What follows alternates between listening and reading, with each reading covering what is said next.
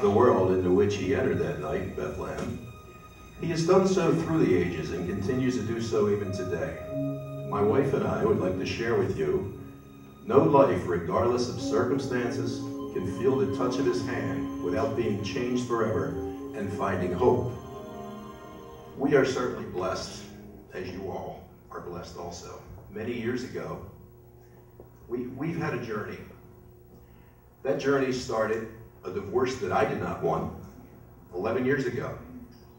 But getting through that, there was one thing I needed to do, and that was to get custody of my son.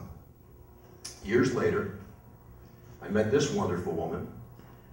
We fell in love, got married, still in love. Yeah. And together, we got stronger fighting the battle. I'm happy to say that 2 months ago, this little guy is now living with us full time. So that journey is just about over. Doesn't she look great for having a 13-year-old? Other journeys in our life consist of cancer. Everyone here has been affected. We're both survivors. We've lost many family members, and recently this year, an uncle. He did not know Jesus Christ. And with words that God put in our mouth and put us as messengers for him, he came to know Jesus.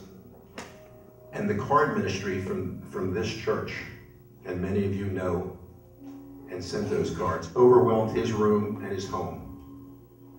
He couldn't understand how people in another state that he didn't even know could care so much about him.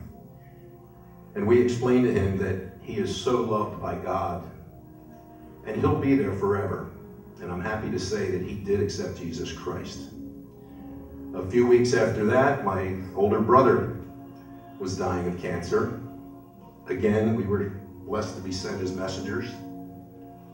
And my brother Larry today is in Christ, with Christ, in heaven for all eternity. Again, the card ministry was overwhelming. 6 months ago, I had what was considered a minor surgery on my foot. Surgery went bad. There is no such thing as a minor surgery. It went bad. Terrible infection. MRSA. knowing more about that and working in a hospital, I was told I could lose my foot. I started doubting God, even with all what I just told you. Who's more blessed than me? And yet I was doubting God. Why am I going through this? Sitting back there working about a month ago, I listened to all your testimonies. I put my head down and cried. I begged God for forgiveness. How silly that was. He already forgave me. In that moment, I know I was healed.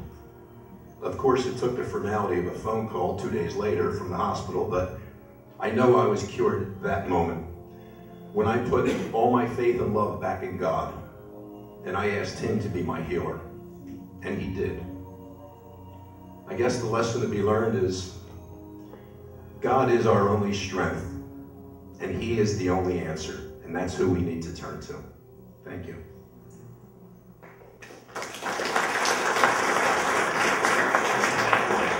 So it goes, story after story, life after life, being changed by the hand and the hope of Jesus Christ. And it is that hope that allows us on the worst of days and in the worst of times to put a smile on our face and with a song in our heart to sing out and to declare, Lord, I lift your name on high.